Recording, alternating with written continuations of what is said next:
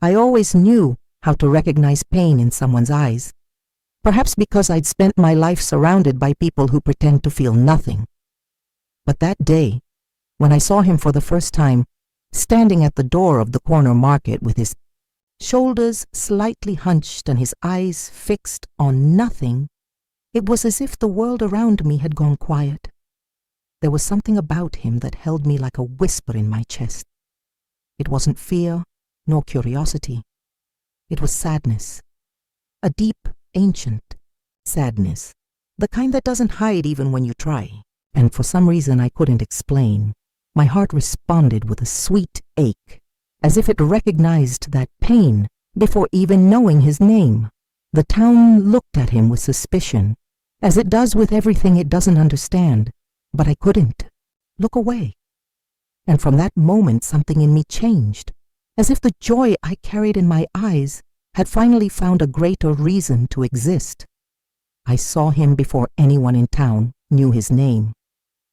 I was standing at the church door, a basket of bread still in my hands, when he passed down the main street with a dragging step and a lost gaze, as if carrying the weight of something unsaid. It was impossible to ignore him, not because he was handsome or different, but because there was a silence around him louder than any spoken word. His eyes, they were the first thing you noticed. Eyes of someone who had seen what no one should. It wasn't just sadness, it was absence. And yet, there was something alive in them, something that resisted. The town, of course, reacted as it always does to what it doesn't understand. Whispers, sidelong glances, assumptions disguised as concern. But I felt something else. A strange, almost sacred calling, as if that silent pain was an answer I didn't even know I was waiting for. I grew up hearing sermons about faith, love, and compassion, but nothing in my life as a pastor's daughter had prepared me for the way this unknown, broken man made me see the world anew. In that instant, as he disappeared around the corner and the sun burned my skin, I knew, even without understanding how, that my joy wasn't just mine. It had a purpose, and perhaps it was meant to meet those sad eyes along the way. It was. On the second Sunday after his arrival that I heard his name for the first time, Elijah. And even before anyone mentioned where he came from or why he'd chosen our forgotten little town nestled between valleys and farms, that name already felt heavy, ancient, like it came from a story I didn't yet know but was already part of. Me, Elijah. It sounded like an echo tucked inside an old book, the kind my father collects on his study shelves. The church ladies murmured among themselves, as they always did with any news. They said he'd rented the old Bennett house, the one by the dirt road where weeds had overtaken parts of the fence, and the swings had stopped creaking without children.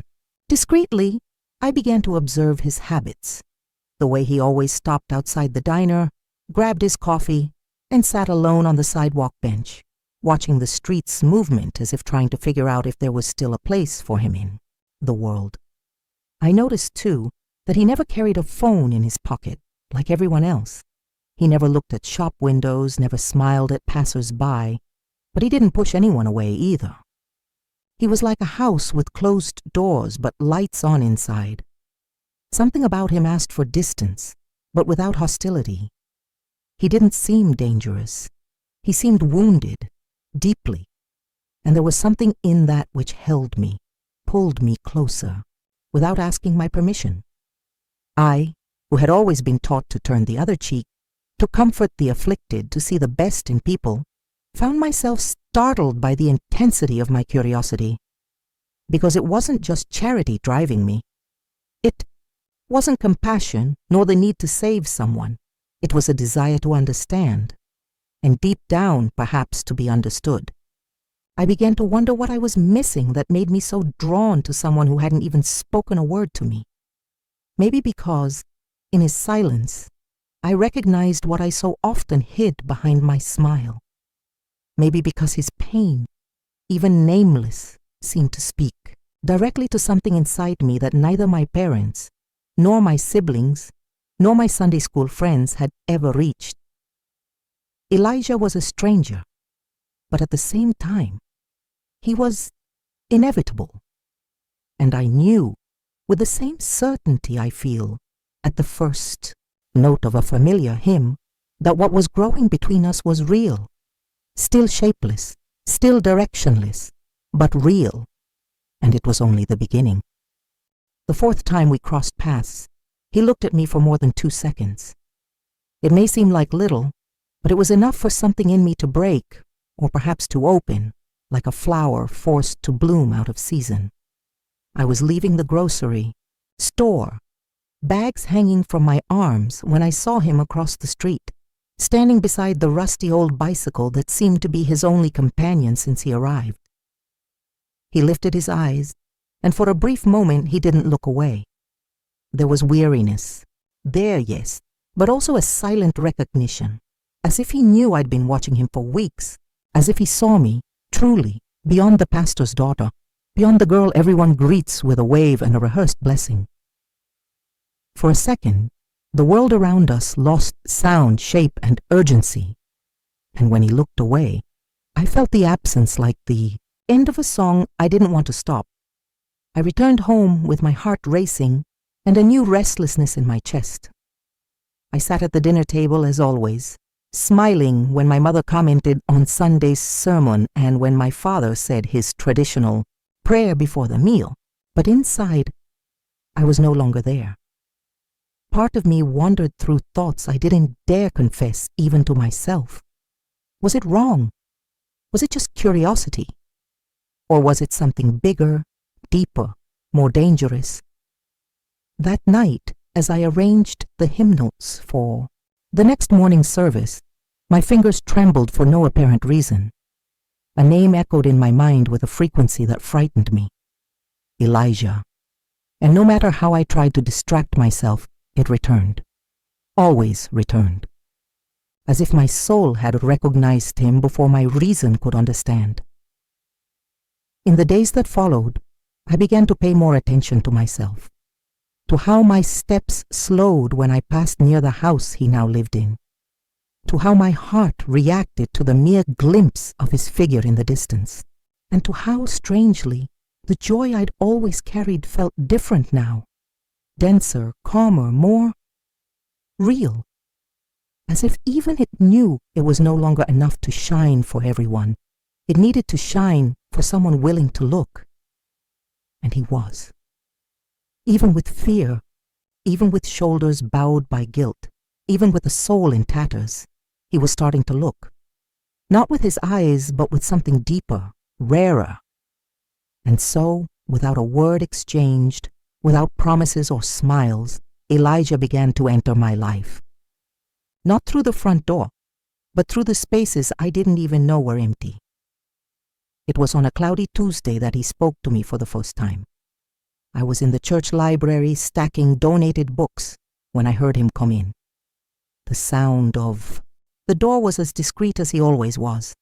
I looked up, already expecting to see him, because in recent days, everything in me seemed to be waiting. And there he was, standing near the Christian literature shelf, hands in his pockets, and that gaze that still seemed to carry all the wars no one knew existed. We looked at each other for a moment, and when I smiled, a restrained but sincere smile, he took a deep breath, as if crossing an invisible border. "This place smells like time," he said. His voice was deep, low, like a prayer whispered at the end of the day. It wasn't exactly what I expected to hear, but perhaps it was exactly what he needed to say. I nodded with a slight gesture, surprised by his courage in breaking the silence that had surrounded us for weeks. "Some books here are older than most houses in town," I replied, trying to keep my tone light, as if that moment wasn't as important as it truly was. But I knew. We knew. Something had changed. He approached slowly, respecting every inch of space between us, as if stepping on sacred ground. "I used to like libraries before everything." I didn't ask what everything was. Not yet. But I stood there, listening with my heart beating like a muffled drum.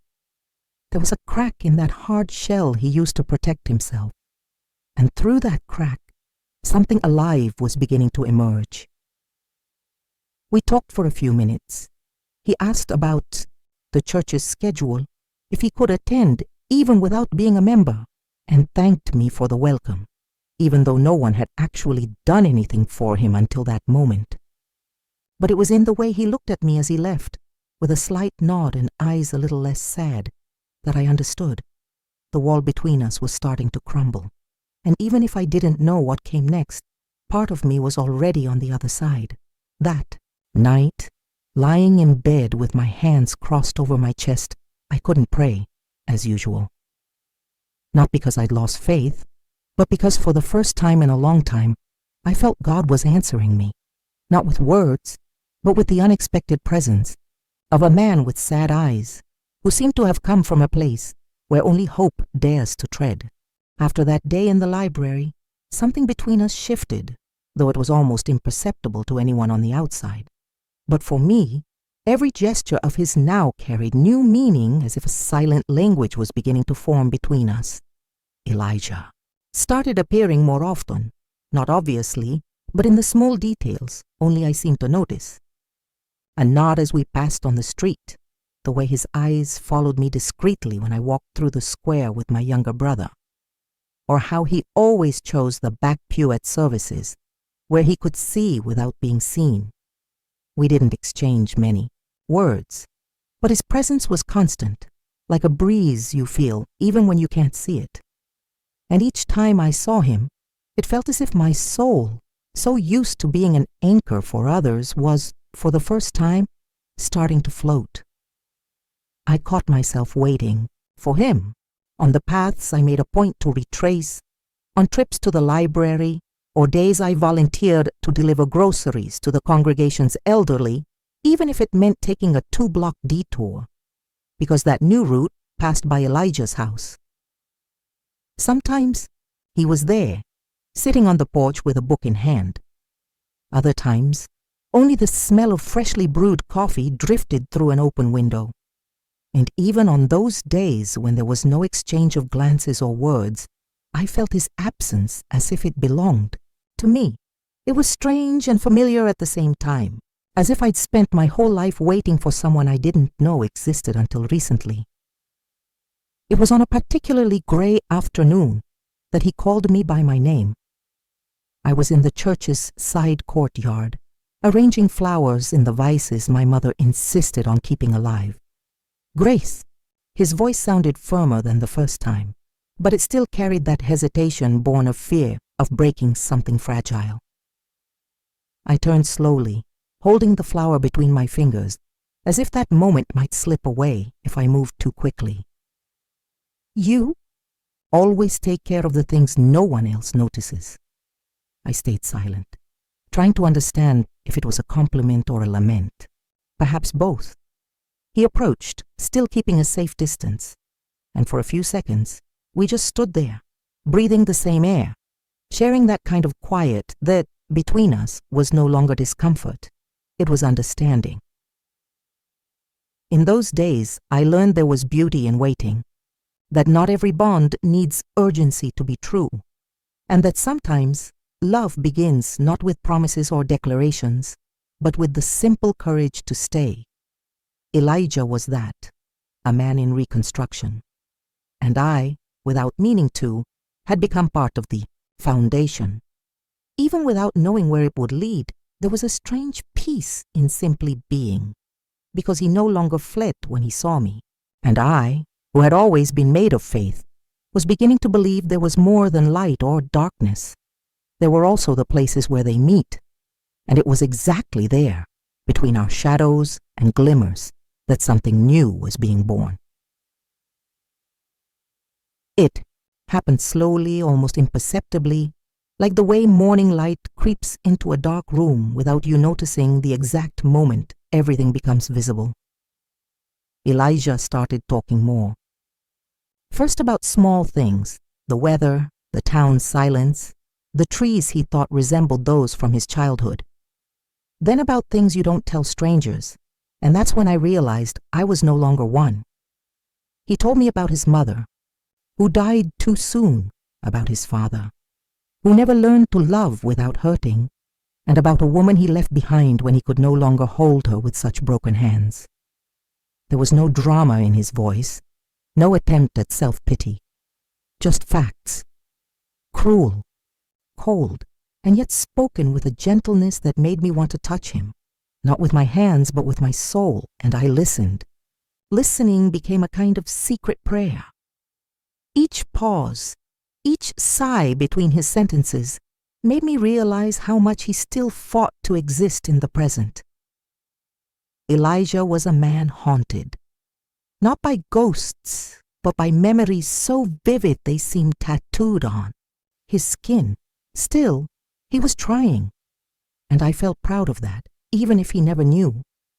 There were nights I lay down with a heavy heart, not for myself, but for him, because I knew all that effort to stay, to let himself be seen, came at a cost, and even if the world outside didn't notice, I saw, I felt, I started talking too. Slowly, I took off the mask everyone around me seemed to admire. The perfect girl, the obedient daughter, the young woman who never raises her voice and always says the right thing. With him, there was no need to pretend. And when I spoke of the times I cried alone for carrying the weight of others' expectations, he looked at me as if he finally understood what drove me. "You smile for everyone, but no one asks how you're really doing, do they?" he said. And in that moment, I felt someone had read me from the inside, not with judgment, but with a tenderness that hurt. We started walking together sometimes, nothing planned. He'd appear on my path, and our steps would align as if they'd agreed beforehand. And in those walks, between silences and confidences, we were building something nameless, shapeless, but with roots. The town still whispered. People gossiped more when they saw us. My father began watching me with that caution he used when he sensed something slipping from his control. But I didn't care, because for the first time, I wasn't trying to please anyone. I was just living. And living with Elijah nearby meant being present, looking into his eyes, feeling the world more deeply.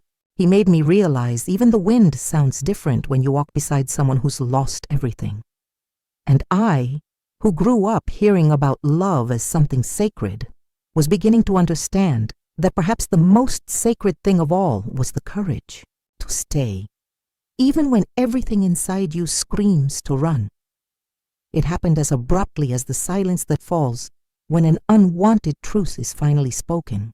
The news came as bad news always does in a small town, passing through hurried mouths, unresolved hearts, and eyes that never forgive what they don't understand. It wasn't Elijah who told me. It was my mother, with that cautious tone she only used when trying to protect my soul, but unable to hide the fear in her own eyes. "Someone in town found out," she said. And then, between words heavy with prayer, I heard about what he'd done years before: an accident, a lawsuit, a death, and guilt, which, even if not legally confirmed, seemed too final for everyone there. My breath faltered for a few seconds, not because I believed everything I heard right away, but because I realized Elijah would never tell me. Because even when he shared painful parts of his story with me, he'd stayed silent about what hurt the most. I didn't feel anger, I felt fear. Fear that he'd pull away. Fear that everything we were building so carefully would slip through our fingers like fine sand. And I felt something else, even more unsettling. Doubt. Not about who he was now, but about who he'd been. And whether it was possible to love someone without fully understanding the mistakes they carried. When I confronted him, he didn't try to run. His eyes met mine with the same firmness and sadness as always, but there was a new surrender there. "I knew this day would come," he said, and his words cut me deeper than any accusation. He didn't explain himself or try to convince me of anything. He just told me, in detail, without embellishment, the story of an ordinary day, a wet road, an impulsive decision, and a life lost, a guilt that never left him, an invisible sentence he'd chosen to serve, to withdraw, to hide, to disappear, until us. I stayed silent as he spoke. I didn't cry. I didn't run. But when he finished, something in me had changed, because loving was no longer light. It was no longer beautiful. It was real. It hurt. And in that pain, something inside me matured suddenly. I wanted to shout that nothing had changed, that he was the same man who walked beside me, who listened with his heart, who cared for the world with more gentleness than anyone I'd ever known. But I couldn't. I stood there, feeling the weight of it all. And when we parted that night, with a simple good night spoken in a weak voice and tearful eyes, I knew we'd reached the edge of something. Either we jumped together or we each returned to our side of the abyss. The days that followed were silent in a cruel way. His absence was louder than any fight would have been. I went on with my routine, services, church duties, the smiles people expected of me, but everything felt hollow. The world kept its small, predictable rhythm, as if nothing had happened. But inside me, there was a contained earthquake. Every word I said to others felt out of place, as if my voice no longer belonged to me. And every prayer I offered at night came with a question caught in my throat. Is it possible to love someone who carries a guilt you don't know if you could bear? I saw Elijah only twice in that time. He avoided the places we used to meet, but he didn't leave town. That hurt more than any departure. He'd chosen to stay, but far from me. As if loving me was too dangerous. As if he didn't believe. He deserved it, and maybe he didn't. There was, in his eyes when he passed me on the street with a shy wave, a sadness so resigned it nearly brought me to my knees, as if I were before an improvised altar of pain. The night everything changed. I was in the empty church, rearranging the pews after a children's choir rehearsal. The door creaked, and before I even turned, I knew it was him. Elijah entered slowly, as he always did, but this time there was no hesitation in his step. He stopped in front of me, hands clasped behind his back, eyes locked on mine, and for the first time, there was no fear. There was resolve. I thought about leaving, he said, his voice hoarse, like someone who'd spent nights without sleep.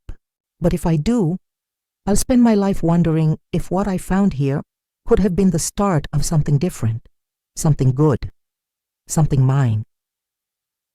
I didn't respond with words, because in that moment words would have been too small. I stepped closer and for the first time touched his face. Warm skin, tired eyes, features marked by stories I still didn't fully know.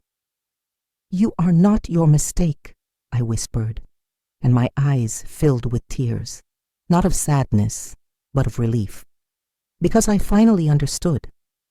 Loving someone truly means choosing to see beyond the pain, beyond the past, beyond the fear. It's holding their hand even when the whole world screams to let go. In the days that followed, we faced looks, questions, comments disguised as advice. My father called me for a talk. My mother cried softly one early morning, thinking I was asleep. But I'd made my choice. And it wasn't a choice against them. It was a choice for me, for us.